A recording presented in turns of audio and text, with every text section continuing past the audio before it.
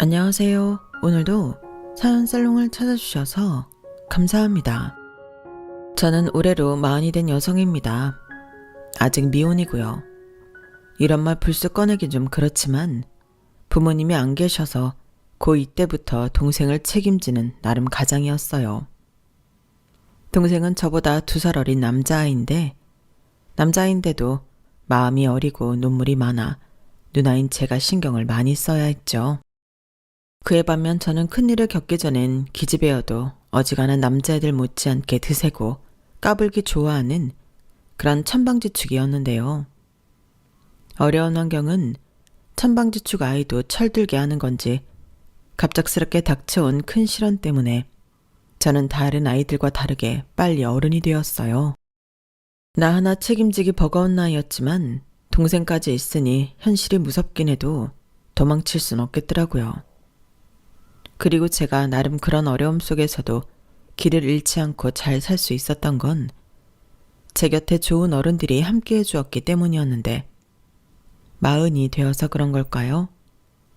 앞으로 남은 인생은 어떻게 살아야 할까 생각이 많아졌는데 그러다 저를 다시 살게 해준 그 고마운 분들이 생각나 이렇게 사연을 신청하게 되었어요. 비록 저는 결혼을 하지 않아서 다른 분들처럼 시댁이나 친정 이야기를 할 수 없지만 부디 제 이야기도 끝까지 들어주시길 부탁드립니다. 그럼 지금부터 제가 살아왔던 조금은 잔인하고 특별했던 그날의 이야기를 시작해 볼게요. 저희 가족은 꽤 오랫동안 세 식구였어요. 아빠는 제 나이 7살, 동생 나이 5살에 심장병이 있어 투병 끝에 돌아가셨고 엄마가 홀로 저희 남매를 어렵게 키우셨어요. 사실 아빠가 살아계셨을 때도 형편은 좋지 않았는데 아빠가 아프셔서 형편은 더 어려웠죠. 게다가 빚도 있었기 때문에 엄마는 잠자는 시간을 빼면 늘 일을 하셨는데요. 안타깝게도 저희는 친척도 없어서 그 누구에게도 도움받을 곳이 없었어요. 그래서 엄마는 늘 어린 저희들을 데리고 일을 하시곤 했는데 그게 쉽지가 않았죠. 특히 동생이 많이 어렸기 때문에 더 힘들었는데 그러다 엄마가 도배 일을 하기 시작하셨어요. 누구 엄마한테 도배를 하면 돈 좀 벌 수 있다고 소개를 하셨거든요. 그래서 그때부터는 엄마를 따라 지방도 돌며 지냈는데 운 좋게도 좋은 집주인 할머니를 만나 동생이 초등학교에 들어갈 즈음에는 엄마가 저희 남매를 두고 편하게 일을 할 수 있었어요. 주인 할머니가 1층에 살고 저희가 2층에 새를 들어 살고 있었거든요. 그래서 엄마가 지방에 가는 날에는 2층이 아닌 1층에서 주인 할머니의 보살핌을 받았는데 저희 남매를 참 많이 예뻐해 주셨어요. 오죽하면 제 동생은 할머니를 자기 진짜 할머니라고 생각하는지 어버이날이면 할머니 드릴 카네이션을 꼭 만들었는데 그러면 주인 할머니는 하루 종일 신이 나서 그 종이 카네이션을 가슴에 달고 계셨어요. 그에 반면 저는 그런 손재주도 없고 그런 표현이 낯간지러워 말도 제대로 못했는데 저 역시 마음은 동생과 같았죠. 그러다 제가 중학생이 되었고 처음 교복을 입었을 때는 주인 할머니가 축하한다고 책가방도 사주시곤 했는데 그때 해주신 말씀이 지금도 생생해요. 원래 이런 건 할머니가 사주는 거야. 우리 성경이 이 책가방 메고 학교 열심히 다녀야 한다. 공부 잘해서 이 다음에 엄마 호강시켜줘야지. 네 엄마가 누구 때문에 저 고생을 하고 사는데? 알겠지? 이렇게 말씀하셨는데 정말 친할머니 같더라고요. 그래서 할 수만 있다면 주인 할머니 집에서 오래오래 살고 싶었는데요. 그렇게 저한테 책가방 선물을 하시고 몇 달이 지나지 않아 주인 할머니는 부산에 있는 딸 집에 가셔야 한다고 저희와 헤어지게 되었어요. 살던 집도 팔았기 때문에 저희도 이사를 가야만 했는데 그래서 할머니와 헤어지던 날은 눈물바다가 따로 없었죠. 특히 제 동생이 엄청 울었어요. 그래서인지 할머니도 발이 떨어지지 않아 동생을 안고 한참을 달래셨는데 할머니가 평상시에도 건강이 그다지 좋진 않으셨거든요. 수술도 두어 차례 받으시면서 병원에 계시던 날도 있었는데 더는 혼자 계시게 할 수 없다고 판단하셨는지 할머니 자식들이 최대한 가까운 곳에서 함께 지내자고 성화를 부렸다고 하셨어요. 저희 엄마도 그게 맞다고 하셨고요. 그땐 왜 저런 말을 하지? 엄마가 마음에도 없는 소리를 한다고 생각했는데 엄마는 할머니를 위해서라도 그게 맞다고 하더라고요. 아유, 이 이쁜 것들을 앞으로 못 봐서 어쩌노. 선재랑 성경이 할미 없어도 잘 지내야 한다. 엄마 말씀 잘 듣고 속 썩이지 말고 건강하고 공부도 열심히 해야 해. 그래야 멋진 어른이 돼서 우리 다시 만나지. 특히 우리 선재 그만 울고 씩씩하게 지내야 해. 누굴 닮아 저리 마음이 어릴까. 내가 아주 우리 선재가 눈에 밟혀서 발이 떨어지지 않네. 성경이 엄마, 내가 이렇게 집을 팔게 돼서 미안해. 나 때문에 갑자기 이사갈 집 구하느라 힘들었지? 우리 애들이 괜히 성화를 부려서 집까지 팔고. 아니에요. 지금까지도 어르신 도움 많이 받았는걸요. 저 어르신 아니었으면 애들이랑 이만큼도 못 살았어요. 다 어르신 덕이에요. 감사합니다. 가셔서 치료 잘 받으시고 꼭 건강하세요. 그리고 이건 얼마 되지 않는데 그동안 감사해서 제가 좀 준비했어요. 아유, 뭘 이런 걸 챙겨. 돈 나갈 때도 많을 텐데. 됐어. 도로 넣어도. 내가 이 돈을 미안해서 어떻게 받나. 그럴 돈 있으면 애들 옷이라도 한 벌씩 사서 입혀. 애들 금방 크는데 돈 나갈 때가 한두 군데야. 나는 필요 없어. 이 집 팔았잖아. 나 가진 거 돈밖에 없는 노인네야. 그래도요. 제가 이렇게 해야 마음이 편할 것 같아서 그래요. 저 월세 못 내고 힘들 때 기다려주시고 저희 애들도 저 없을 때 많이 봐주셨는데 제대로 된 인사도 못 드렸으니까요. 이건 그냥 제 마음이니까 그냥 받아주세요. 어르신은 저한테 돌아가신 저희 엄마 같으신 분이세요. 제가 처음으로 챙겨드리는 용돈이라 생각하고 받아주세요. 아니, 형편도 어려우면서 이러면 내가 더 발길이 떨어지질 않는데. 제가 애들 잘 키워서 나중에 어르신 뵈러 꼭 갈게요. 그러니까 꼭 쾌차하시고 오래 사셔야 해요. 그치 얘들아? 인사드려야지. 할머니 안녕히 가세요. 그리고 꼭 건강하셔야 해요. 그동안 감사했습니다. 그래 성경아, 할미도 고맙다. 할머니, 저 의사 선생님 돼서 할머니 아픈 거 다 고쳐드릴 거예요. 그러니까 꼭 오래오래 사셔야 해요. 저 잃어버리시면 안 돼요. 그럼 우리 선재를 할미가 어떻게 있나? 아유, 이쁜 것들. 할미가 꼭 오래 살아야겠다. 그래야 이 이쁜 것들 다시 만나지. 고마워. 정말 고마워. 성경이 엄마도 몸 조심하고 애들 잘 키워. 아빠 없이 애들 둘이나 키운다는 게 쉽지 않은데 성경이 엄마는 참 대단해. 아유, 뭘요. 닥치면 다 하는 거죠. 애들이 있어서 제가 사는 거죠. 어르신, 늦었어요. 아까부터 아드님이 목 빠지게 기다리시는데 이제 가보셔야죠. 내가 발이 안 떨어져서 그래. 이렇게 헤어지면 또 언제 보나 싶으니까. 그래도 가긴 해야겠지? 우리 강아지들 잘 지내라. 할머니, 안녕히 가세요. 가서 치료 잘 받으시고 건강하셔야 해요. 그래, 그래. 우리 꼭 다시 만나자. 주인 할머니는 아쉬운 얼굴을 하고 그렇게 떨어지지 않는 발걸음을 옮겨 저희와 이별을 하셨어요. 그날 하루 종일 제 동생은 할머니가 보고 싶다고 눈물바람이었는데 엄마도 마음이 울적한지 저 몰래 눈물을 감추더라고요. 그런데 안타깝게도 그렇게 헤어진 할머니는 2년 만에 돌아가셨다는 연락이 왔고 저희는 얼마를 따라 할머니 장례식에 가게 되었는데 마지막 인사를 드릴 때는 어린 마음에도 너무 슬펐죠. 처음으로 가족 같은 따뜻한 분을 만났다고 생각했는데 그렇게 영원한 이별을 하게 되었으니 가족을 잃은 기분이었어요.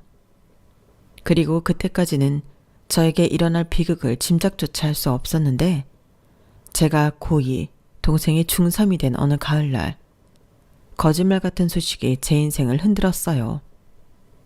저희 엄마가 고층에서 떨어진 무언가에 머리를 맞아 병원에 실려갔다고 학교로 연락이 왔는데 많이 위독하시다고 선생님이 저더러 동생 챙겨서 빨리 병원에 가보라고 하시더라고요. 제 동생은 그때 바로 옆 건물 중학교에 다니고 있었는데 선생님들도 저희 남매의 사정을 모두 알고 계셨기 때문에 한 선생님이 차로 저희 남매를 데리고 병원으로 같이 가주셨어요.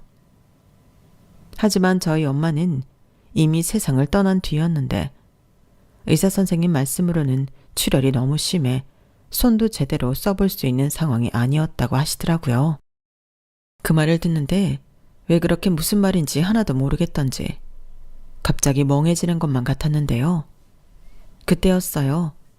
갑자기 아무 소리도 들리지 않더니 제 몸의 모든 감각이 둔해지면서 정신을 잃었어요. 깨어나 보니 제가 쓰러졌다고 하더라고요. 그리고 동생 보는데 동생 얼굴이 말도 못하겠더라고요. 얼마나 울었던 건지 눈두덩이가 양쪽 다 벌게서 퉁퉁 부어서는 깨어난 저를 보자마자 자기는 누나도 잘못 들은 줄 알고 무서웠다며 아이처럼 엉엉 우는데 모든 게 꿈이었으면 좋겠다고 생각했어요. 엄마 없이 산다는 건 상상도 할 수 없는 일이고 동생을 저 혼자 어떻게 책임져야 할까 무섭고 막막해서 저도 동생처럼 엉엉 울고 싶은 심정이었는데 동생이 저렇게 울고 있으니 저까지 울 수가 없었어요. 누나, 괜찮아? 뭐야, 누나까지 쓰러지면 어떡해. 나 무서웠단 말이야. 나 혼자 어떡하라고.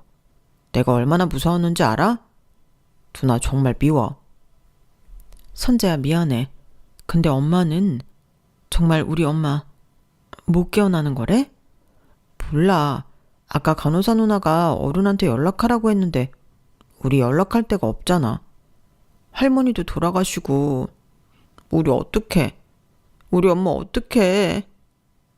동생은 그 말을 하고 다시 울기 시작했어요. 평소에도 워낙 마음이 여리고 겁도 많아서 잘 우는데 그날은 동생이 하도 우니까 그러면 안 되는데도 그런 동생이 밉더라고요. 하지만 이제 동생한테는 의지할 곳이 저밖에 없었고 그래서 제가 더 정신을 바짝 차려야 한다고 생각했는데요. 저는 간호사님을 찾아가 저희의 상황을 설명했어요. 그러자 선생님께 대충 이야기를 들었다며 저에게 이것저것 설명을 하기 시작하셨는데 제가 어려서 그런지 경황이 없어 그런 건지 무슨 말인지 하나도 못 알아들었어요. 그리고 그때 저희 남매를 병원에 데리고 온 선생님이 다시 차근차근 설명을 해주셨는데 그러다 다행히 저희 엄마와 같이 일을 한다는 이모들이 뒤늦게 도착해 도와주셨어요. 그 덕에 저는 무사히 저희 엄마 장례식을 치를 수 있었는데 그뿐만이 아니었죠. 복잡한 장례 절차며 3일 내내 저희 남매 곁을 지켜주셨는데 그것도 너무 감사했지만 문제는 생각보다 장례 비용이 많이 나오는 거였어요. 저희가 상조 보험 같은 것이 있을 리가 없었고 친척도 없는데 조문객도 많지 않아 들어온 돈도 별로 없었는데 그때 이미 충분히 도움을 주셨던 이모님들이 장례 비용도 십시일반 모았다며 전부 해결해 주시겠다 하더라고요. 그때는 어찌나 감사한지 눈물이 절로 흘렀는데요. 그 이모들이 저한테는 모두 은인과도 같았어요. 그러다 한 이모님이 저에게 남은 돈이라며 봉투를 하나를 건네주셨고 조심스럽게 이런 말씀을 하셨는데요. 이런 말 나도 정말 곤란하고 오지랖인 거 아는데 니들 돌봐줄 친척이 없다며. 그렇다고 아직 미성년인 너희 둘이 어른도 없이 지낼 수는 없잖아. 너희들 시설에 가는 건 어떠니? 그럼 이모가 한번 알아볼게. 학교는 계속 가야 하잖아. 네? 시설이요? 그 말씀은 고아원 같은 데 말씀하시는 건가요? 그렇지. 아휴, 나도 너만한 딸이 있는데 이런 말 하는 거 정말 힘들다.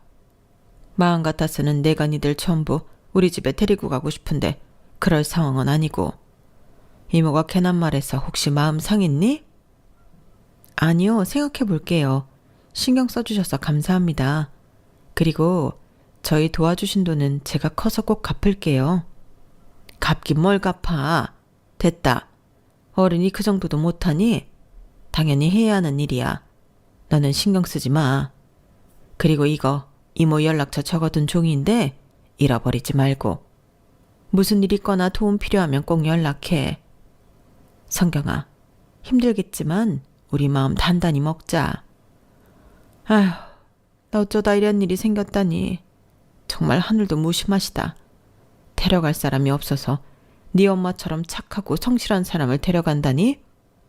내가 정말 마음이 너무 아파서 밤에 잠도 안 와.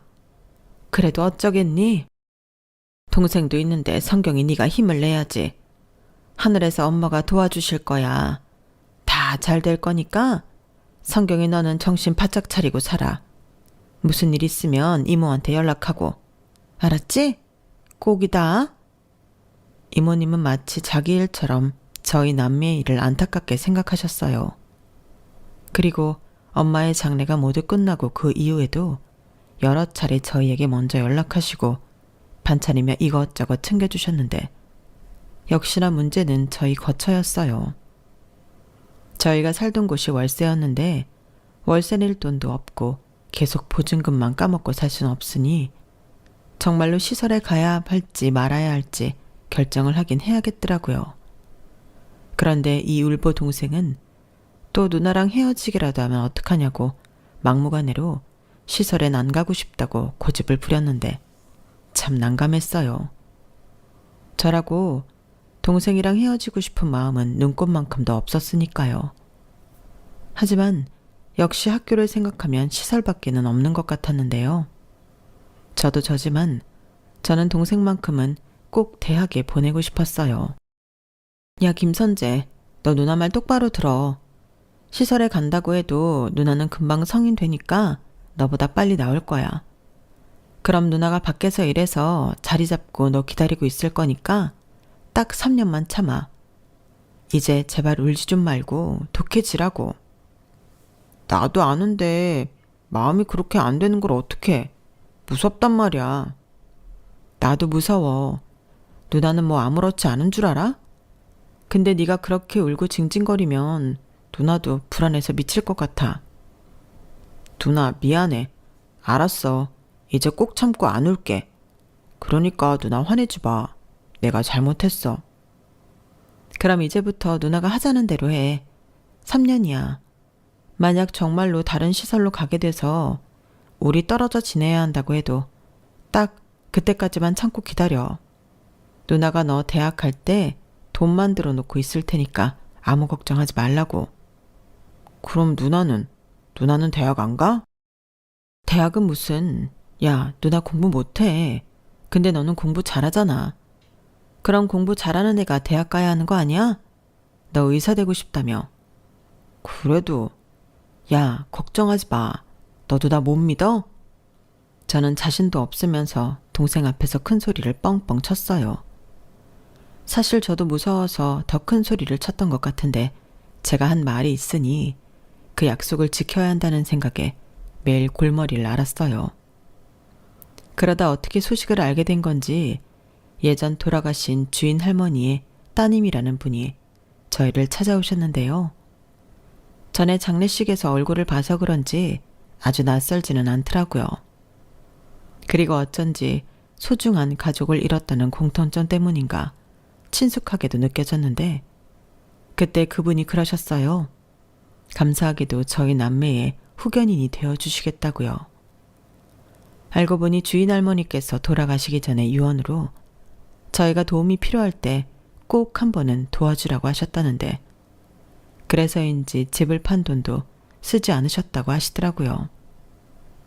그 얘기를 들었을 때는 하늘에서 저희 남매를 구해주려 전래동화처럼 동화줄이 내려온 기분이었는데 서울과 부산이라는 먼 거리에도 불구하고 주인 할머니의 따님은 종종 저희 남매를 보살펴주려 이것저것 사들고 오셨어요. 마치 먼 조카들을 보러 오는 고모처럼 저희를 챙겨주셨는데 그 덕에 시설에는 가지 않게 되었어요. 나라에서 지원해주는 돈도 있고 월세 걱정은 저희가 하지 않아도 된다고 하시더라고요. 하지만 생활비까지는 저희가 해결해야 했는데 동생을 위한 대학 등록금도 마련해야 했기에 저는 하는 수 없이 학교를 포기하고 일을 하기로 마음먹었어요.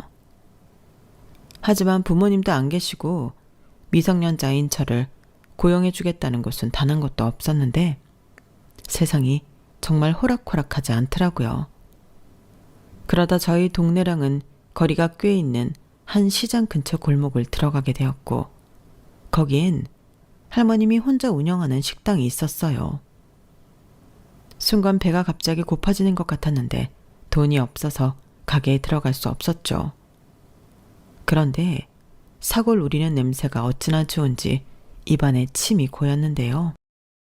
그렇게 한참을 식당 앞에 서 있었는데 그때 써붙인 지 오래된 것 같은 종이가 보이더군요. 읽어보니 초보 가능, 학력 무관, 성실한 사람만 지원 바람이라고 적혀 있었는데 여기라도 일할 수 있으면 너무 좋겠다는 생각에 저는 용기를 내서 식당 안으로 들어갔어요. 그러자 사장님으로 보이는 할머니는 대뜸 밥 먹으러 왔어? 거기 앉아. 우리는 국밥밖에 없어. 라며 갑자기 반말을 하셨는데요. 저는 밥 먹으려고 온 게 아니고요. 그게 뭐야? 손님이 아니야? 그럼 뭐하러 왔어? 나는 잡상인 사절이야. 나가. 그게 아니고 사람 구하신다고 붙어 있어서. 아, 네가 하게? 딱 보니까 비리비리한 게 힘도 없어 보이고. 너 몇 살이야? 민증 좀 까봐. 저는 떨리는 손으로 주민등록증을 지갑에서 꺼냈어요. 다행인 게 제가 만 17살이 넘어서 주민등록증이 있었거든요. 그래서 마치 어른이라도 된 듯 주민등록증을 꺼내드렸는데 할머니는 주민등록증과 저를 번갈아 보면서 인상을 팍 쓰셨어요. 그리고는 제 나이를 계산해 보는 듯 그럼 나이가 몇 살인 거야? 아직 미성년자네? 라고 하셨는데요. 그 말을 듣는데 역시나 여기도 안 되겠구나 싶었죠. 그래서 맞다고 죄송하다고 근데 사정이 좀 있어서 일자리가 꼭 필요하다고 이야기를 하기 시작했는데 할머니는 제 이야기를 꽤나 관심 있다는 듯 들으셨어요. 그리고 이윽고 무슨 사정이 있어 학생이 학교도 안 가고 일을 하냐고 물어보셨는데요. 저는 지푸라기라도 잡고 싶은 심정으로 엄마가 돌아가시고 후견인의 도움으로 시설에는 가지 않게 되었지만 2살 어린 동생이 있어 돈을 벌여야 한다는 이야기를 했어요. 그러면서 동생이 공부를 참 잘하는데 꼭 대학에 보내고 싶다는 말까지 어쩌다 보니 하게 되었는데 그러자 잠시 생각에 잠긴 듯한 모습을 하시던 할머니는 좋다며 저더러 온 김에 오늘 당장 일을 시작하라고 하시더군요. 그땐 참 아무것도 모르고 뛸 듯이 기뻤어요. 하지만 그런 기쁨도 잠시 할머니, 아니 사장님은 정말이지 지독한 분이셨는데 오늘 제가 첫날이라는 건 중요하지 않다는 듯 주방에 허드렛 일부터 쓰레기 치우는 것까지 저를 한시도 쉬지 못하게 하셨어요. 막말로 요즘 같으면 악덕 고용주로 신고를 당해도 몇 번을 당했을 정도인데 왜 그렇게 식당에 일하는 사람이 없는 건지 첫날부터 너무 잘 알겠더라고요. 나중에 알고 보니 실제로 그 사장님 식당은 3일을 버틴 사람이 없는 그런 곳이었는데 그런 와중에도 사장님은 뭐 하나 아쉬운 게 하나도 없어 보였어요. 그래도 그 식당이 나름 단골 손님도 꽤 있어 바쁠 때는 엄청 손이 필요한 곳이었는데 그럴 때는 나름 사장님의 영업 방식이 있긴 했죠. 나 바쁘니까 다 먹은 건 여기 앞에다 가져다 놓고 테이블도 닦고 가라. 라며 손님도 막 부려먹는 분이 저희 사장님이셨는데 거기에 말투며 행동은 또 어찌나 쌀쌀맞고 무서운지 단골 손님은 기분이 나쁘지 않은 건가 처음엔 정말 신기했어요. 하지만 단골 손님들은 대수롭지 않은 것처럼 늘 좋은 얼굴로 사장님이 시키는 대로 기꺼이 하고 현금인 손님들은 계산까지 알아서 하고 가셨는데 얼마나 신뢰가 두터우면 저럴 수 있을까 사장님을 알다가도 모르겠더군요. 그런데 식당이라는 곳이 항상 단골만 있는 건 아니잖아요. 당연히 처음 와서 식사를 하는 손님도 계신데 사장님 포스가 얼마나 대단한지 손님들이 자기 돈을 내고 밥을 먹으면서도 그렇게 사장님 눈치를 봤어요. 그런데 거기서도 참 신기한 건 그 와중에도 음식 맛은 좋아서 한 그릇을 싹싹 비우고 가신다는 거였는데 그 맛을 잊지 못하겠다고 다음에 또 오시고 또 오시다 단골이 되더군요. 이거 가지고 가. 내가 손이 너무 커서 너무 많이 만들었네. 지난번에 보니까 이거 좋아하더만. 싫으면 말고. 이런 친달의 모습도 보이곤 하셨는데 그 말은 거짓말인 걸 제가 알거든요. 그날 아침 유독 그 반찬을 많이 했는데 손님이 오자마자 얼씨구나 하고 저더러 한 봉지 싸두라고 말씀하셨어요. 하지만 늘 말씀은 퉁명스럽게 하셨는데 아마도 쑥스러워서 그런 거겠죠. 그리고 저도 직원식 점심으로 그 국밥을 먹었는데 매일 먹어도 질리지 않을 만큼 국밥이 참 맛있었어요. 그리고 일한 지 일주일이 되었을 때 사장님이 처음으로 저에게 칭찬을 해주셨는데요. 말이 칭찬이지 모르는 사람이 들으면 오해할 수 있을 정도로 약간 뉘앙스나 말투는 이상했어요. 너 이리 와봐. 내가 살다 너처럼 끈기 있는 어린애는 또 처음 봤다. 확실히 절박하니까 애가 일을 잘하네. 너 아주 마음에 든다. 정식으로 일해. 그럼 내가 네 월급은 120만 원으로 쳐줄게. 초과 근무하면 돈 더 줄 테니까 열심히 해. 빼지 말고. 그리고 내가 알아보니까 네가 미성년자라서 부모 동의서인가 뭔가가 필요하다고 하는데 사인해줄 어른은 있냐? 급하진 않은데 너 그거 받아와야 내가 여기서 너 일 시킬 수 있다고 하더라. 라고 하셨는데요. 저는 몸은 힘들어도 일할 곳이 생겨서 어떻게든 사인을 받아오겠다고 말씀드렸어요. 그렇게 저는 고민 끝에 후견인인 부산의 할머니 딸에게 부탁해 사인을 팩스로 받았는데 그 덕에 정식으로 식당 직원이 될 수 있었어요. 그런데요.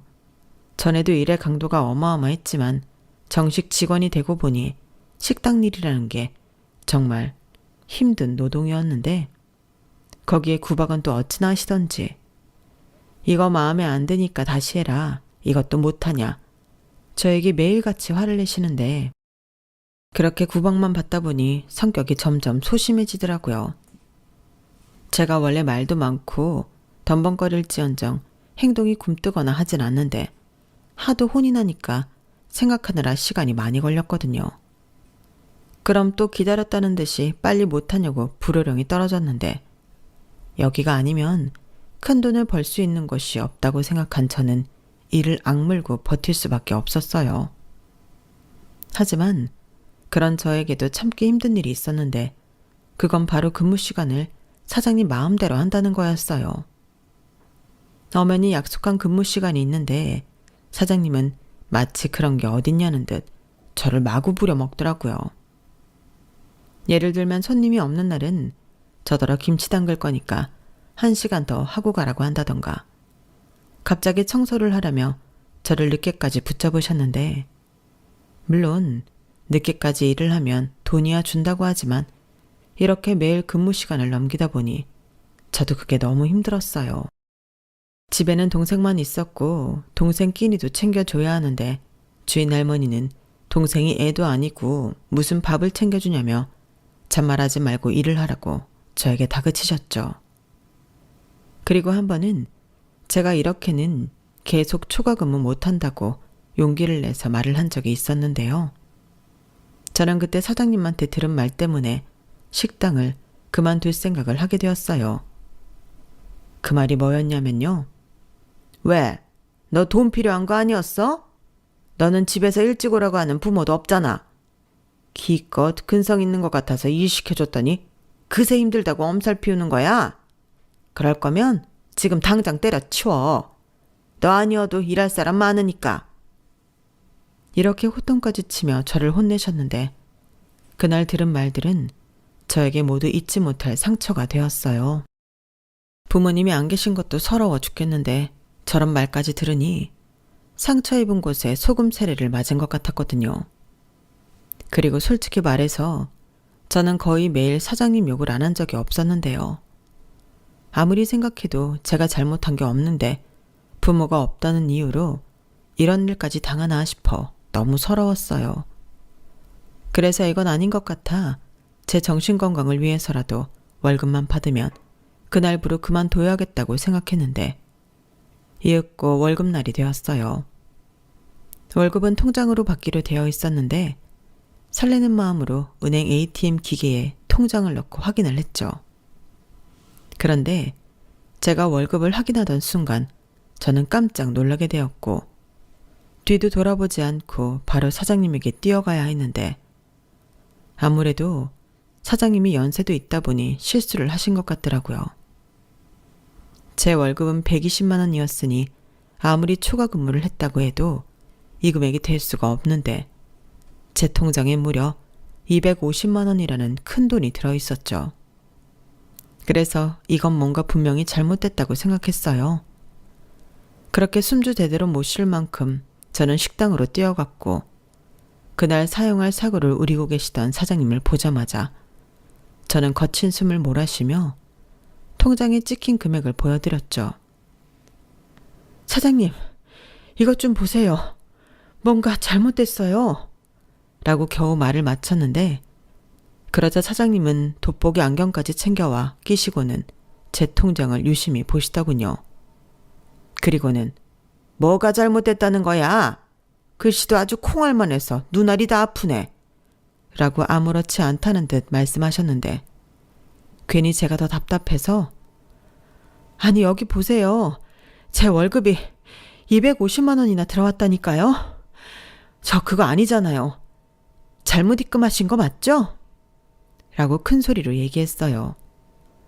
그러자 사장님은 어이없다는 듯 이러셨는데요. 야, 내가 이 바닥에서 장사를 몇 년 하는데 그런 잘못을 해. 내가 다른 건 몰라도 숫자는 빠삭이야. 이게 나 늙었다고 무시하나? 그리고 그거 네 월급 맞거든? 너 그동안 잔업 많이 했잖아. 내가 뭐 네 월급 떼먹을 줄 알았냐? 아니 그래도 이건 제 월급보다 훨씬 많은데 정말 이게 제 월급이에요?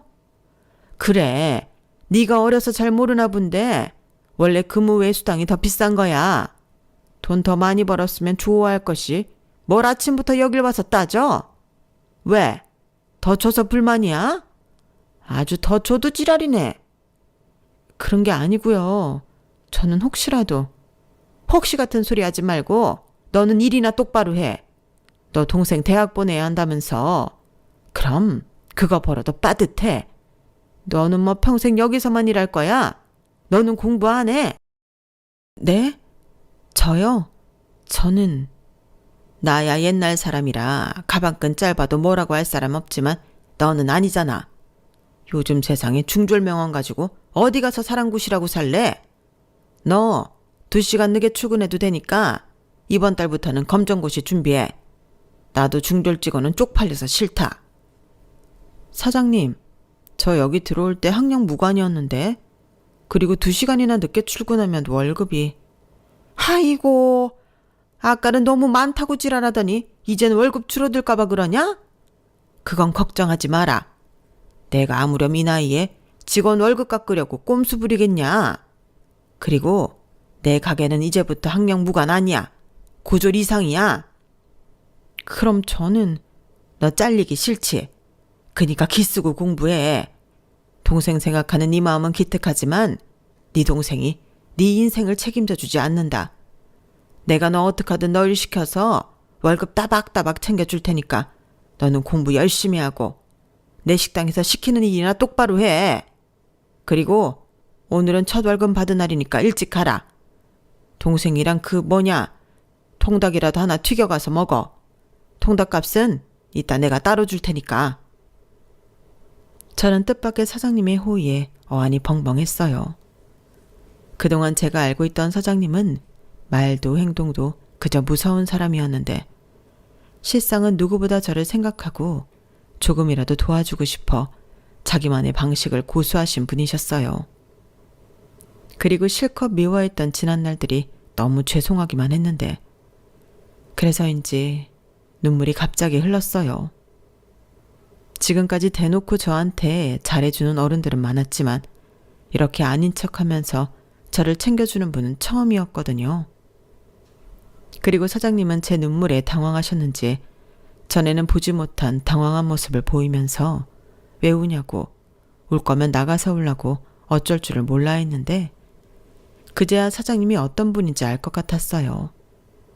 말은 거칠고 차갑게 행동하셔도 그 누구보다 정 많고 따뜻한 분이라는 걸 비로소 알게 되었죠. 그래서 그 이후부터는 다 저를 위해 하시는 말이라고 생각하고 사장님을 믿고 따르며 열심히 공부하고 일도 했는데요. 엄마가 돌아가시고 무서웠던 세상이 처음으로 무섭지 않게 되었어요. 사장님이라는 어른이 제 옆에 있으니 세상 그렇게 든든할 수가 없더라고요. 그리고 제가 1년의 준비 끝에 검정고시를 보고 합격한 날에는 그 누구보다 기뻐하셨는데요. 그게 다 사장님 덕분이었어요. 제가 충분히 공부할 수 있도록 시간을 빼주셨고 전처럼 초과 근무를 시키시면 택시를 타고 가라면서 택시비도 지어주시곤 했는데 제 월급은 점점 많이 챙겨주시더라고요. 네가 이제 일을 잘하니까 내가 보너스 주는 거야. 원래 한 만큼 받아가는 거다. 라고 말씀하셨는데 그땐 저도 알고 있었죠. 일부러 조금이라도 더 챙겨주시려 그런다는 걸요. 그래서 저도 이젠 사장님이 먼저 말을 하지 않아도 남아서 일을 자처했고 사장님은 수능 공부해야 하니 저더러 빨리 퇴근하라고 성화를 부리셨는데 어느 순간부터는 상황이 바뀌었더라고요. 저는 일을 더 하겠다. 사장님은 쓸데없는 시간 낭비하지 말고 들어가서 동생 챙기고 공부하라고요. 정말 웃기죠? 그리고 후견인인 할머님 따님도 또 엄마와 함께 일을 하셨던 이모님도 사장님이 제 옆에 있어 정말 다행이라며 감사 인사를 전하기도 하셨는데 그때부터 알았던 것 같아요. 이 어른들이 저를 무너지지 않고 동생이랑 살 수 있도록 저를 지탱해 주었다는 것을요. 그래서 그때부터는 보답을 하기 위해서 일을 악물었는데 그 결과 동생과 저는 나란히 서울의 이름만 얘기해도 다 아는 명문대에 합격하게 되었어요. 게다가 동생은 장학금을 받으며 의대에 입학했는데 그 덕에 제가 모은 돈은 저의 등록금으로 사용하게 되었죠. 그땐 동생한테도 너무 고마워 동생을 안고 펑펑 울었는데 제가 돈 벌고 공부한다고 동생을 잘 못 돌본 사이 동생은 듬직한 남자가 되어 있었어요. 생각해보니 울기만 하던 동생은 엄마가 돌아가신 이후로 한 번도 울지 않았는데 제가 이를 악물고 버티는 동안 동생도 제 버팀목이 되기 위해 공부에 목숨을 걸었다고 하더라고요. 그래서 자기가 의사가 되어 돈을 많이 벌면 저를 자유롭게 살게 해주고 싶었다고 했는데 그러면서 누나도 꼭 다시 공부할 수 있도록 자기가 해주고 싶었다며 혼자 마음을 많이 썼던 것 같았어요. 그리고 제가 검정고시를 보고 또 자기랑 같이 대학에 입학하니 동생도 너무 잘 됐다며 저를 꽉 안아줬는데 그 품이 어찌나 넓고 따뜻한지 사장님이 남매가 보기 좋다며 용돈도 두둑히 챙겨주셨어요. 그리고 마치 저희 가족처럼 저희 입학식에 사진도 같이 찍고 함께 축하하며 선물 같은 하루를 보냈는데 그때 사장님이 그러셨어요. 성경아, 이제 너 대학도 갔으니 내 식당엔 그만하라. 너 해고야. 라고 하셨는데 그때 제 심장이 쿵 하고 떨어지는 것 같았어요.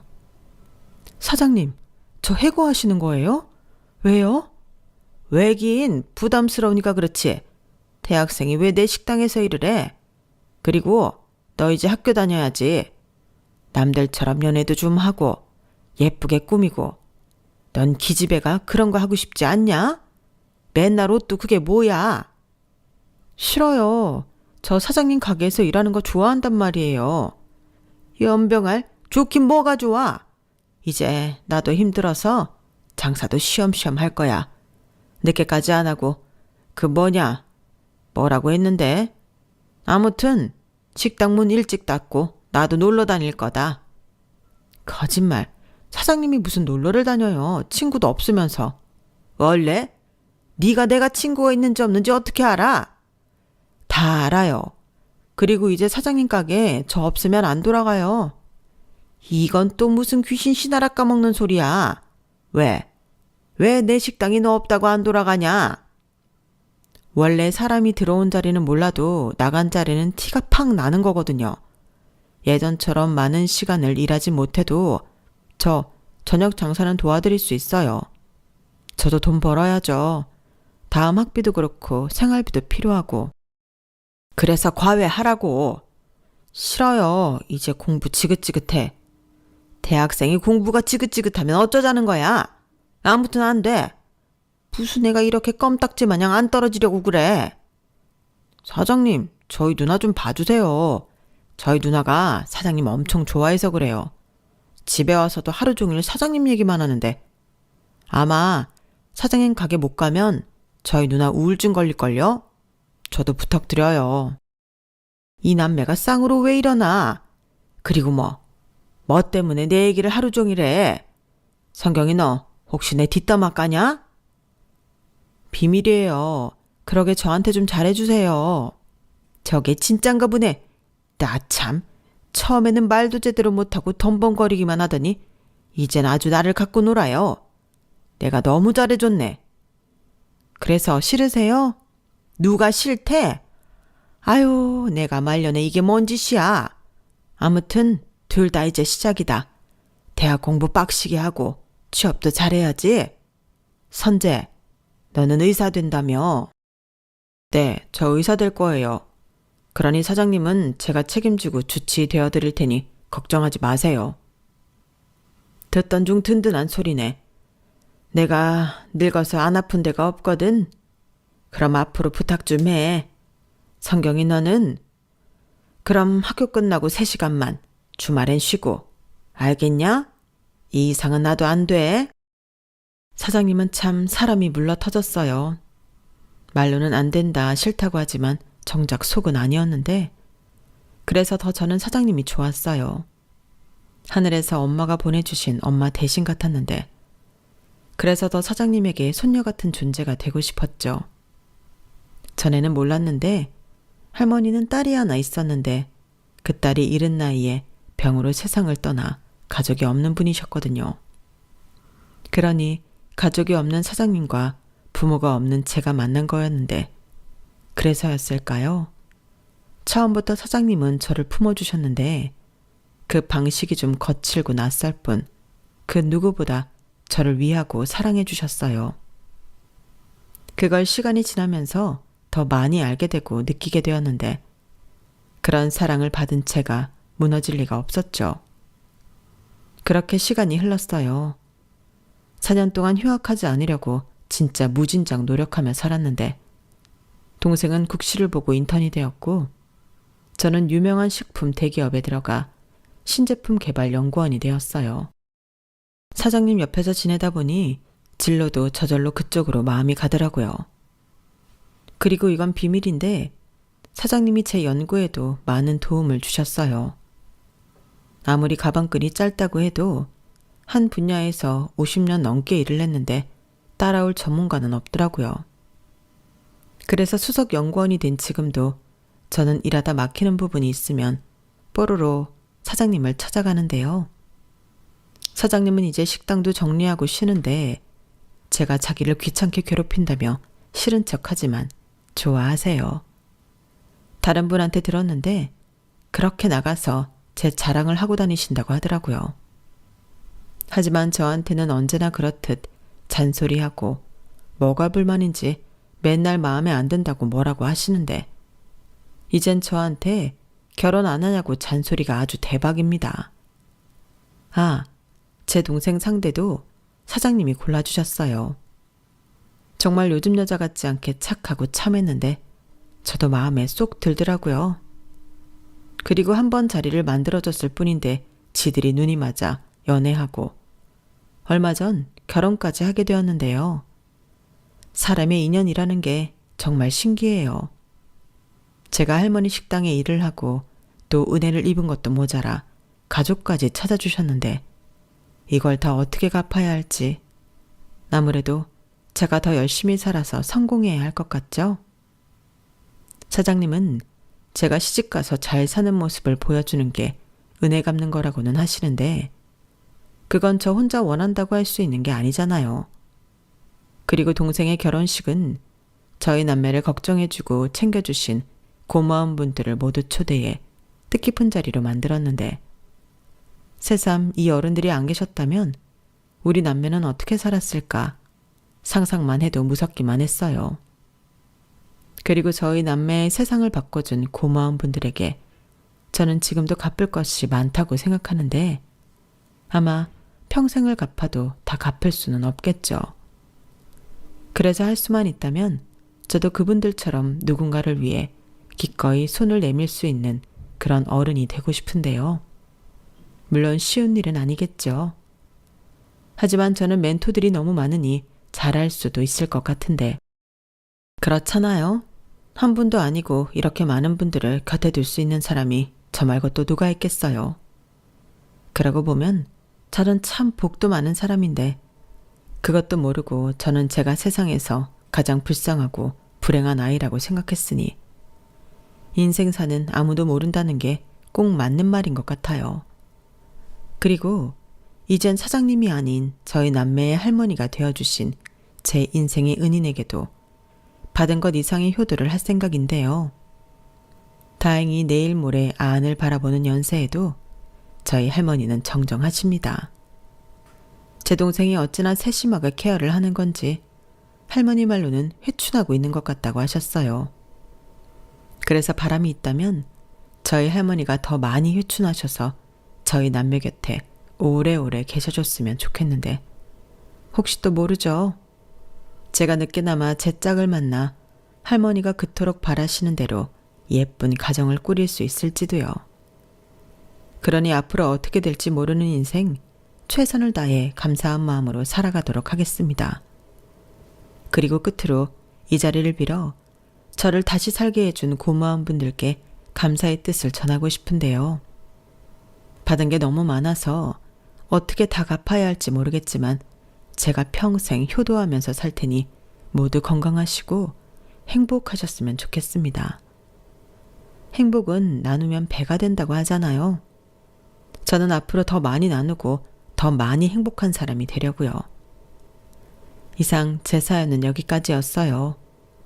제 사연 어떻게 들으셨는지 모르겠는데 부디 제 마음이 잘 전달되었길 바라보며 제 이야기를 여기서 마치도록 하겠습니다.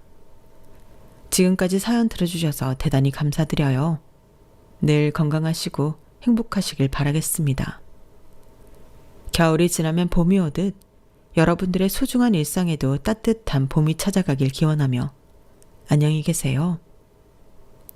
여러분, 사연 댓글에 응원과 현명한 조언 부탁드려요. 좋아요와 구독은 저에게 큰 힘이 됩니다.